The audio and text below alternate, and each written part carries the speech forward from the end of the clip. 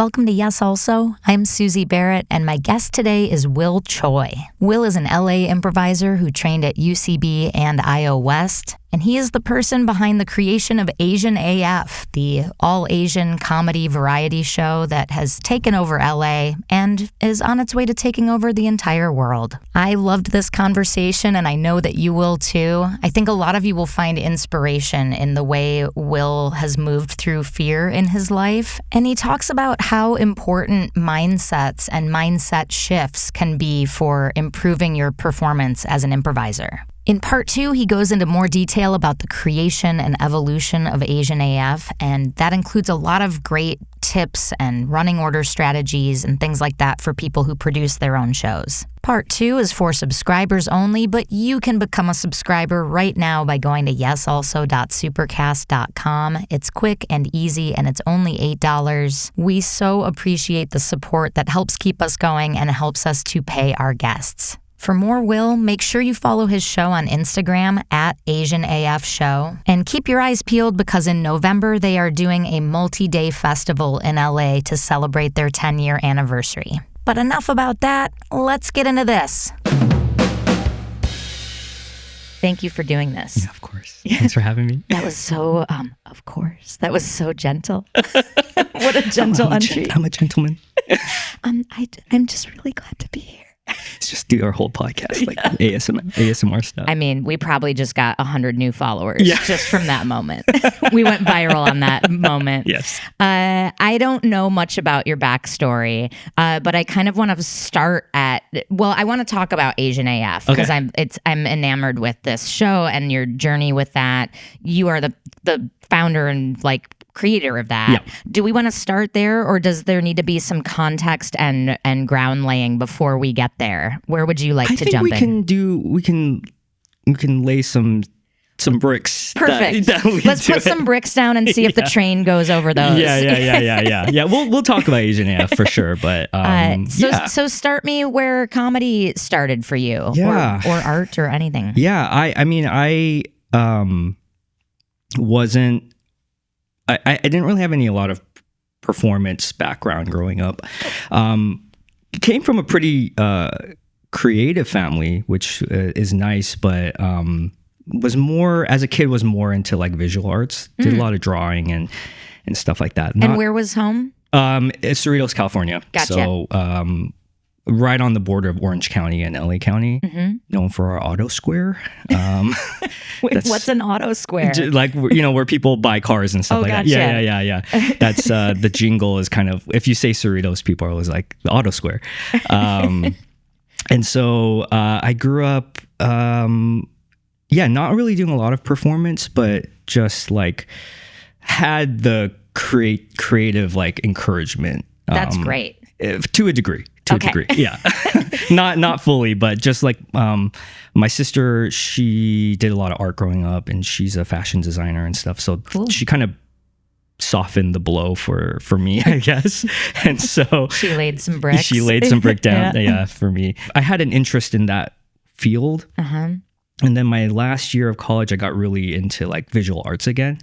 So I was doing a lot of painting and drawing and stuff like that. And so that pivoted me to wanting to explore graphic design. So that was a big part of my life for my early 20s. I really genuinely thought I was going to go into that field. And when you say graphic design, so designing posters and things like that, album covers, graphics stuff. I thought I was going to go into clothing, graphic tees and stuff like that. That's excellent. I interned at a couple places and stuff, and so that's what I thought. You came up with the design "I'm with stupid" and the arrow pointing. And the arrow. I'm a big fan. You're so creative and artistic. Thank you. That was all me, and just a side that made me think of this. I don't mean to hijack your life story, but hijack away, it's fine. I have a mild obsession with traveling abroad and seeing different T-shirts. Either something that was a misprint, when I lived in Amsterdam. This guy had a hat that was the Philadelphia 67ers. because they do their numbers that way. Yeah. And I was on a bus one time in the middle of nowhere in the Netherlands, like deep where they kind of only speak Dutch. And this old woman got on the bus wearing an oversized shirt that said "the man" pointing at her, and then "the legend" pointing down at her crotch, and clearly didn't know what it meant. Yeah. That's the best when they like you know that they like don't know it. It's just that's the best. I mean, grumpy old Dutch lady with a dick joke on her shirt. Because I'm Korean, and so especially back in the day in the 90s and 2000s, it's gotten better, but there were so many like typos and misprints for like anything that was like Korean translated to English. So like stationery would like have these weird translations on it, or like just catching like typos on like storefronts. Like I remember there was a store in Koreatown that instead of discount, it said disco nut. And I just thought that was like the funniest thing. Great. I love it. Also, disco nut would be like a great like dance night. Yes. Disco nut. Yeah, that's we gotta get that started. We have to. So how did it now? Like, how'd the lightning bolt come? Yeah, so it basically after I decided I wasn't going to do graphic design anymore, it really stressed me out. I can be a little perfectionistic and be like every pixel has to be like perfect and whatever. And now that I've centered that one, now the serif on the L is slightly off. It's slightly off, and it drives me insane. So I just kind of decided I don't think this is the right path for me. And so I started working for my dad, just doing some like admin stuff at his office. And then during that time, discovered comedy, like live comedy shows. And so my sister, she took me to a show called The Thrilling Adventure Hour. I don't know if you're familiar with it. Yeah. Probably my first live comedy show that I had seen. Was that they did that at Largo? Is that right? Largo, yeah. And so I got obsessed with it. It was like they featured a lot of comedians and actors that I was watching on TV, like Community and things like that. And so that was the draw of just like, oh, I want to see these actors and stuff. And am I remembering this right? Was that done as like a radio play? It was a radio play. Okay. Yeah. So improvised? No. Yeah. It was more like serialized, like stage readings, kind of things like that. And so that was kind of my first like introduction to live comedy. And from that, it kind of, as I learned more about what types of shows there were and things like that, I kind of eventually found like UCB and IO and things like that. And so that was my first like, oh, wow, this world exists, and I had no idea. What was it about that? Were you watching those people and seeing something in them that you saw in yourself, or like a similar taste or intellect or weirdness in their creativity? Like, what was it that felt like it overlapped with your sensibilities? Ooh, I don't know, man. They had cool flannels. I think it was just like, I think there was, for me at that time where I was just kind of floating around, that it was just like the shows that were popular at that time, like 30 Rock, Parks and Rec, Community, things like that. It was stuff that I was watching, and in the back of my mind being like, oh my God, how cool would it be to be like on a show like that, or like to work with people like that? They're so funny. They seem so likable. They look like they're having a blast. Yes. I think that really was like, it just looks so fun. Yes. All those very like ensemble based shows. Exactly. Yeah. And I think that was like a big thing for me, that I just wanted to feel a part of something. At that time where I kind of was just like, I don't know, just was kind of by myself, or I was just like, didn't really feel like I was a part of any sort of community or anything like that. And so to watch that and just see like, oh wow, these people are like, number one, they're all like performers or actors. So they had already like broken the barrier of like self-doubt of like, you know, going for something that was not the traditional route of life. Yeah, their life path is admirable. Yes. Because they've like taken a chance on themselves and did it. Yes, that exactly. Yeah. That. Yeah. And also they're funny and talented. Yeah. And now you're at Largo sitting in the same room as them. So now there's a door that you can actually see the handle of. Definitely. Yeah. I think like The Walking Dead had just like been announced and classic comedy. Classic comedy. The funniest show on TV at that time. And I was a big fan of the comic and so Stephen Yeun, who played Glenn on The Walking Dead, I had followed him on Twitter and he was like promoting like, hey, I'm doing a show at IO. And I hadn't been to IO at that point. And so I was like, oh, I'll go, thinking, yeah, I want to check that out. And I go and it's like, you've performed it. Yeah. Yeah. Right. Yeah. Like it was like thinking it was going to be like on the main stage. I would just go in and just watch it and then leave. And it was like in the loft, you know, where it's like it's like a living room. Which I would argue was the best It's space the best space. at IO. Yes. It was lovely. It was just like a very intimate space. And the performers are literally like 10 feet. Yes. Like 6 feet away from you. And so I go there and he's doing improv with another friend, Howie Kramer, and it's just like me and my sister in the audience, you know, like, and I was just like, what is this? Like, they're making eye contact with you while they improvise. They're like asking for a suggestion, like to me. And that was my first time seeing long form improv and was like, it was such a weird experience, a very like personal experience because it was just such a small room. And did it make you uncomfortable? I was just like, this is great. Yeah. I love this. This is exactly what I want. Yeah. You know? I feel like it would appeal to someone like you who's creative and expressive, and this is like just weird enough that it's like, oh, they're not doing it for attention or accolades. They're in it for the right reasons. Yes. Right? That's exactly truly what that felt like. It was just like this bare bones. I mean, that's improv, you know, you just have your chairs. Yeah. And then you build this whole world or story. And that's what I fell in love with when I first was the chairs. It was the chairs. You love furniture, man. That's why I do it. Yeah. As soon as you walked through my door, you sat in that chair. You refused to get up. Yeah. I'm just like, this is my home now. Yeah. So did you immediately sign up for classes? I didn't. No. 17 years went by. Like about a year of just watching shows because I was just, again, I was like in fan zone. And then did you start at IO or UCB? I started doing short form first. Oh, great. Love it.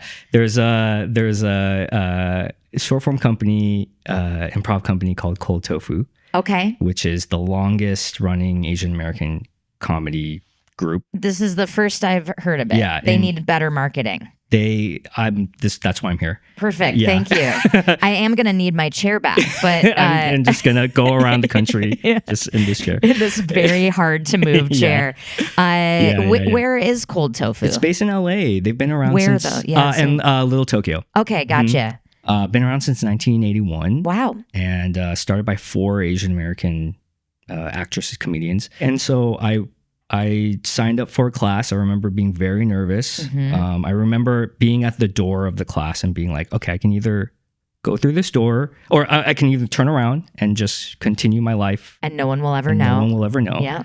Or I can open this door and see what happens. Give me chills. It was like, I was shaking. Like, because I think at that point, I hadn't made a move yet. It was just kind of like, oh, this is so fun. I can watch a show and blah, blah, blah, and this, whatever. But the action of walking through a door, and as soon as you enter the room, now people know. Yes. And so now you're in. Because you can't leave or that's like shameful. Yeah. You can't just leave during the break. Right. You know? Yeah. No, this is like a real hero's journey moment. It really was. Yeah. It feels so small, but it was so big for me just to kind of like, being at the door, being like, this is it. Yeah. This will change my life if I go through this door. What did you and I would argue it would change your life if you didn't go through the door, because then you're sending yourself the message that like you're not good enough or whatever. Yep. Or you're not brave or Yes. 100%. Any big move that we take, even if it doesn't pan out, the act of it. Yes, opening the door is so important. Mm-hmm. Even if you just do it for a week and you don't continue. Yeah. But it is that it's just like the chance of discovery of whatever is on the other side. I'm open to discovering what this is, and I'm letting myself live. Yes. So I remember I opened the door, and then it's like all the students were like right by the door, and they all turned to me because I was a little bit late, and they all looked terrified, and I was like, oh, great. Oh, perfect. I'm home. I was like, I'm not the only one who's scared out of my mind.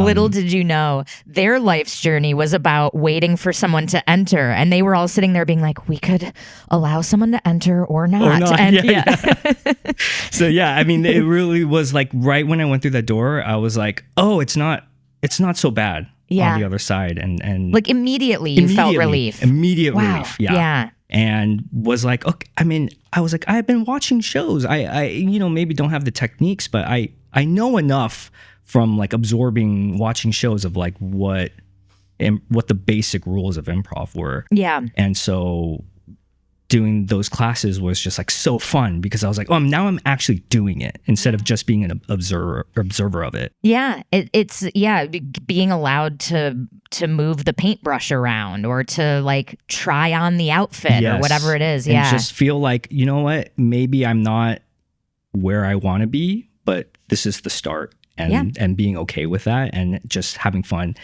And so that's where I started. So it's kind of interesting for me in the context of Asian AF that a lot of the beginning of the journey of improv was kind of in like an Asian American perspective and a sense of community, I guess. Yeah. And so I did that for a good while, and then through that started taking classes. I took a class at UCB. I did 101 there, and then also like at the same time did IO. Yeah. So those are, I would say, my two kind of foundational schools for improv. Gotcha. Yeah. And you count Cold Tofu as more like, because it was short form and now you do long form, that was just kind of like diving in. And just, I want to stick here for just a second because you talked about the context of starting out with this feeling of Asian American community.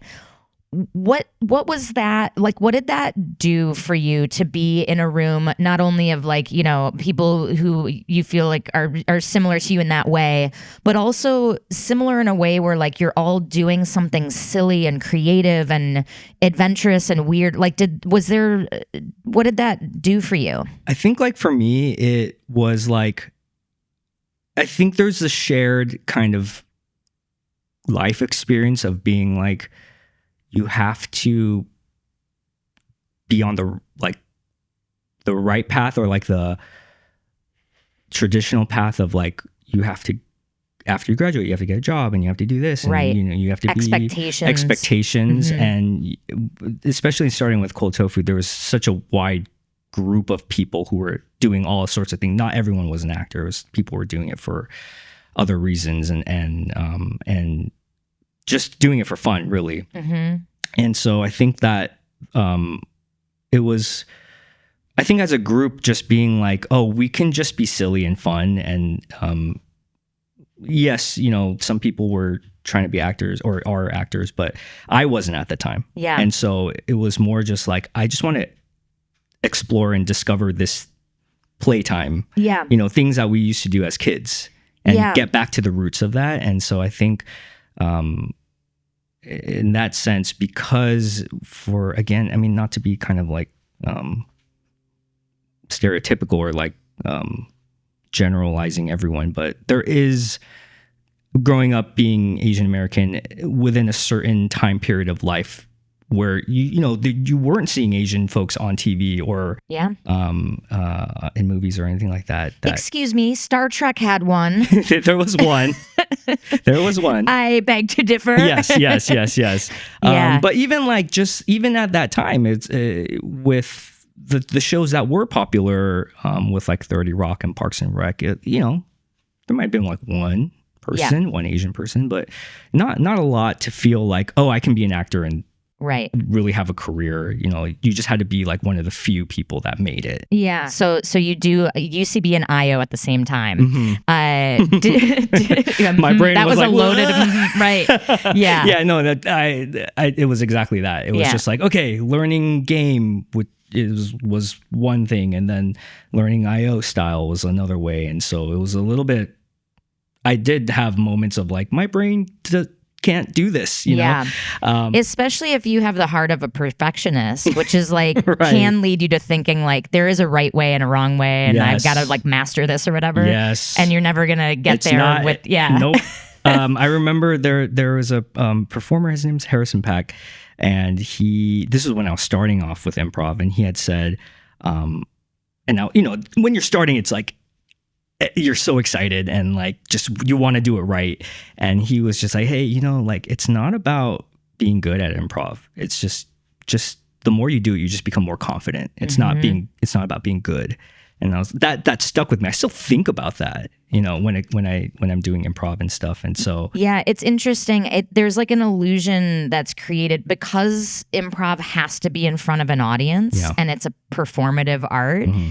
There's, I think sometimes like this mirage that like the product has to be good right away or something, because it's like, well, we're showing it to people. Yeah. When really it's more like riding a bike or hiking or whatever, where it's like, you never go on a hike to enjoy the mountains and think, am I hiking right? Or am I doing this the best that I can? You're just enjoying the mountains. The mountains, the journey of it. Yeah, you're out there. And that's kind of, especially for the first like 5 years you do improv, it's more about that and like just swimming around in the pool than it is about doing the perfect thing. Yeah.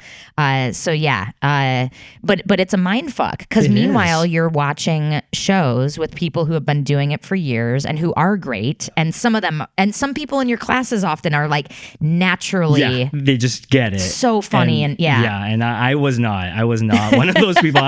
I enjoyed it. I was having fun, but it was not something. It wasn't something that was like it just clicked. It was like I had to really just kind of like trudge my way through it. That's interesting to hear, because you're such a funny improviser and you come off as like really like calm and natural. Thank you. Now. Thanks so much. That wasn't the case before. Very a lot of panic. So how did you get, like, is it just reps, or like did you kind of have to like change your mindset, or did something click into place for you? I think it's both. I think it was definitely reps of just I don't do as much improv now than I did during those kind of peak years. So I think reps and just, again, being more confident, being on stage, trusting yourself, trusting the people that you're playing with, and just being comfortable in front of audience, I think is plays a part. And that is an undersung element of this. Yeah. Because I think like some people come to this art form from like a performance background, and that's like not an issue. But I'd say like a good 2/3 don't.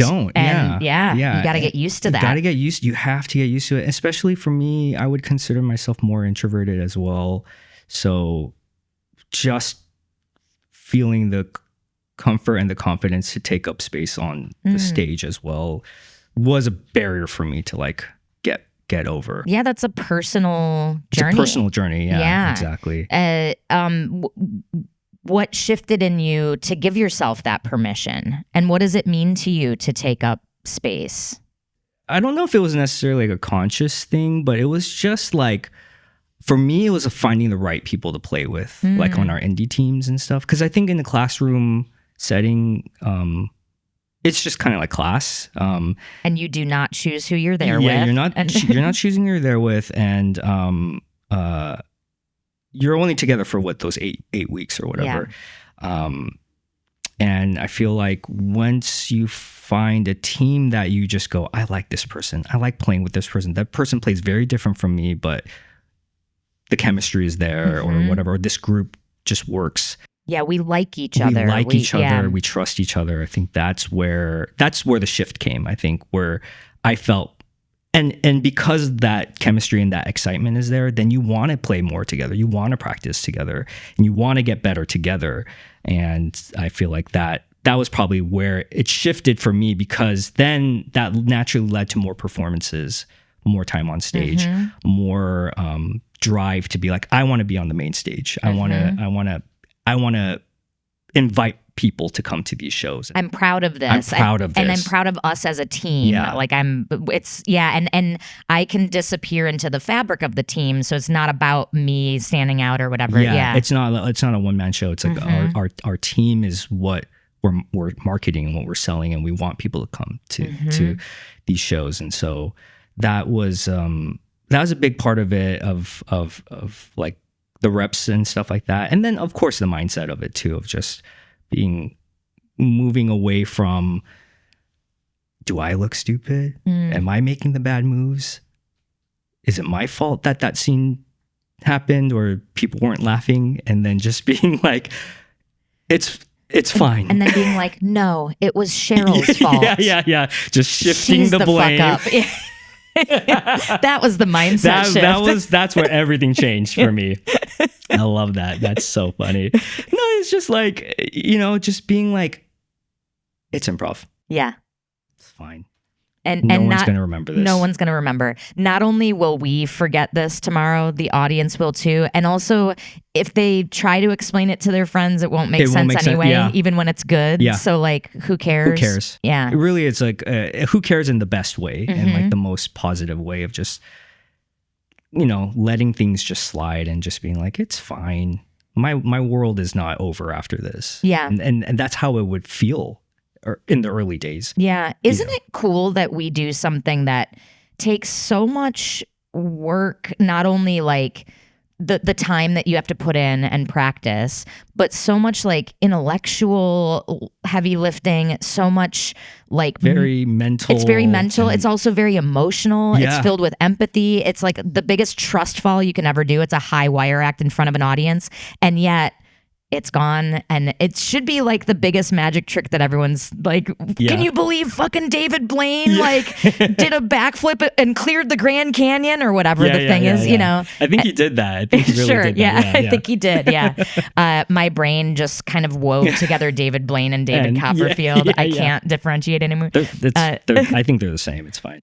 But like, in our case, it's gone the second it happens, and it's that part is very egoless, I guess. The sand mandala of it, Okay. Yeah. So did you prefer, if we're being honest, like one style over the other, if we're talking the UCB more game thing, or I'll be honest, is UCB game is hard for me. I'm not, don't think that fast. I don't, it's hard. I love it and I love seeing it. And when I can pull off a great game move, I feel like $1 million.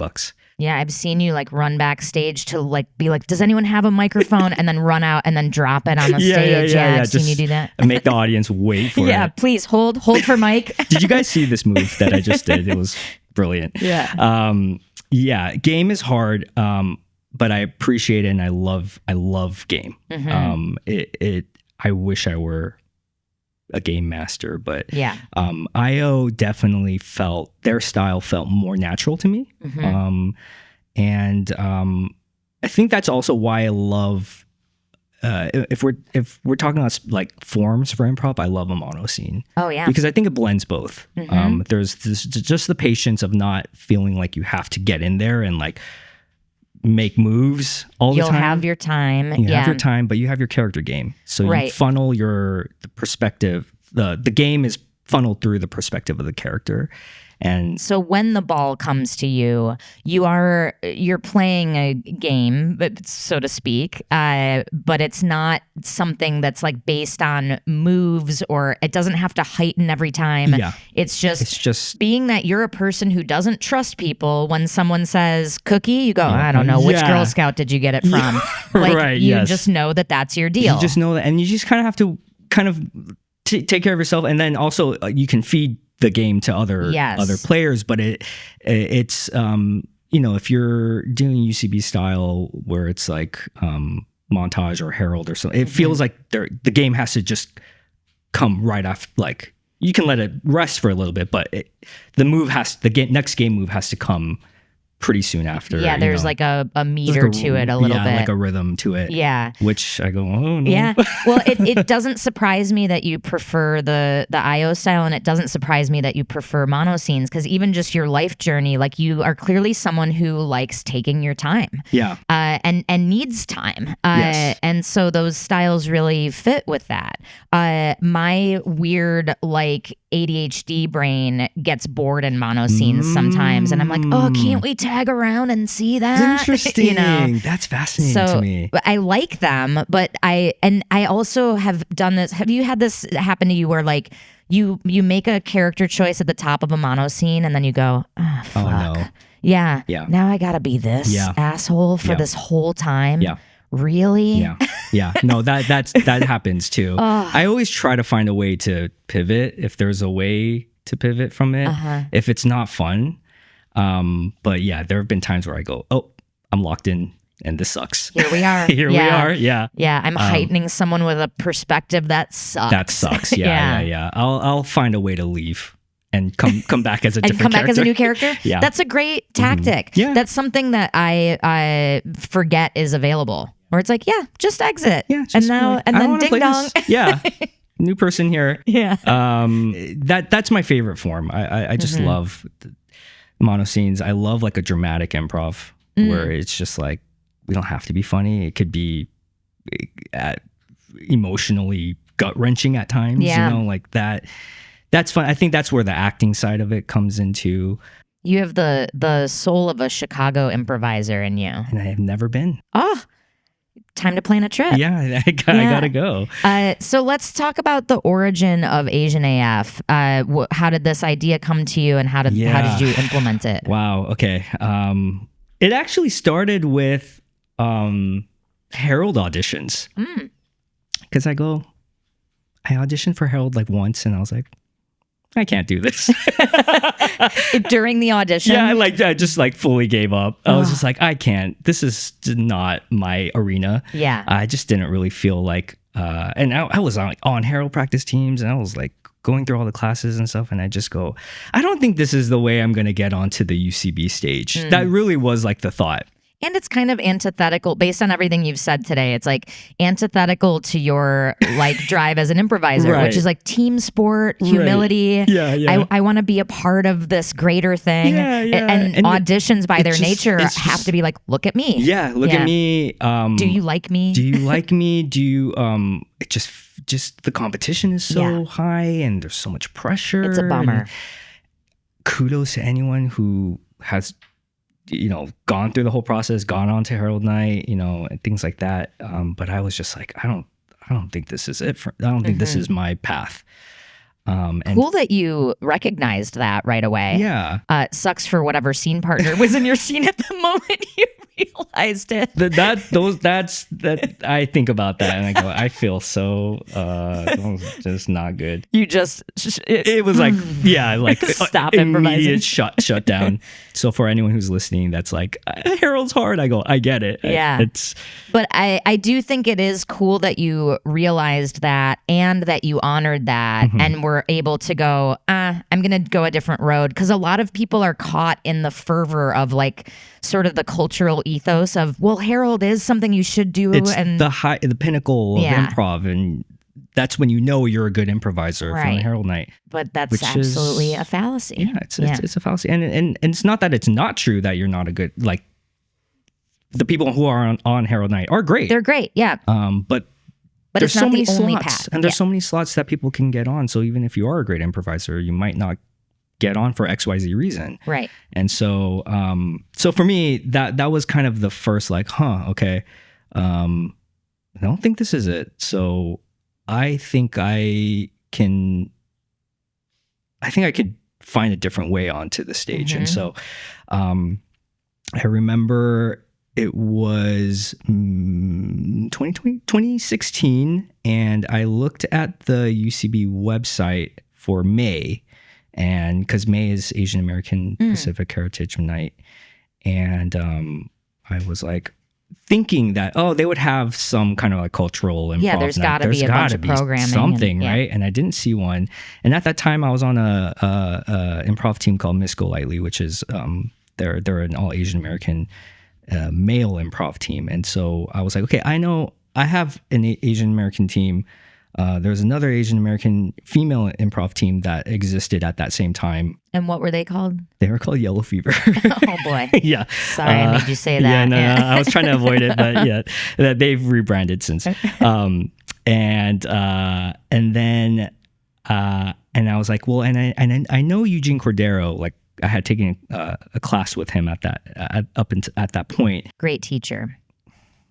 I think we can just drop everything else and just talk about Eugene. Please, I would actually love to. Let's stick here for a second. Yeah. Yeah, what did you learn from him? So I took an acting for improv class with him. Yeah.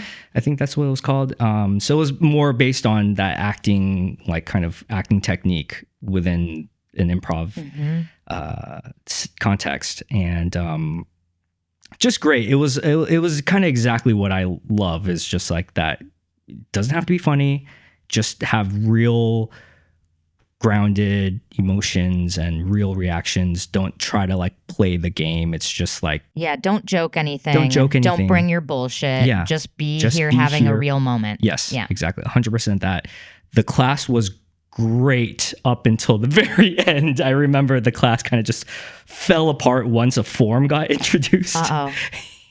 It was great though. It was such a fun class, but I just remember once it was like trying to fit all of that into a form context. Like I just remember seeing Eugene being like, guys, like what's happening here? But he starts crying. Yeah. He was just quits. Like, he hasn't taught a class since right. then. No, but he was, Eugene Cordero is like one of my favorite, even prior to knowing him, was one of my favorite performers to watch. Mm-hmm. He's phenomenal. He's phenomenal. Just, I love his ability to call out weird things and not make it feel mean or anything like that. It's just kind of like, hey, wait, what did you say? Like, and then just jumping on that and knowing how to like play that game and stuff. And he's such a great actor and improviser. And so, I remember watching The Smokes all the time when he was on it. Diamond Lion, all of that. And so, with Eugene. Do you remember like a specific nugget of wisdom or like a very teachable moment that you had with him where he underlined something for you and it made an impact? Yeah. I don't. You're like, I have zero. It My never memory happened. It was a long time ago. It was pre-pandemic. But I sympathize with that memory. Yeah. But cool. Okay. No, but like, no, just because I've been around him now and he's part of Asian AF and stuff. Just watching him on stage, like he is truly. It's just so much fun when you see him go. Yes. And he has walks in. an amazing ability. Not that these skills are mutually exclusive, but they are kind of parallel tracks. The ability to like tuck in and really commit to the acting of something and be patient and not push for laughs. And parallel to that, like this ticklish, giggly goofball that can grab a kitten toy and bat it around and be really silly and mirthful. He has both. Yeah. It's a very, very cool combination. You can see it happening on stage when it's like it shifts a little. Yeah, it's like two gears in a car and he can go between them and use them at the right moments. Yeah. Yeah, it's so like to me it's just very top tier improviser, and like, but only to you. yeah. Just to me, Eugene Cordero is a top tier improviser. Yeah. That's my hot take. For part 2 of this episode, go to yesalso.supercast.com. If you like this podcast and you want double the content, head over to yesalso.supercast.com and subscribe. You can also help us out for free by subscribing to us on YouTube and talking us up to your improv communities.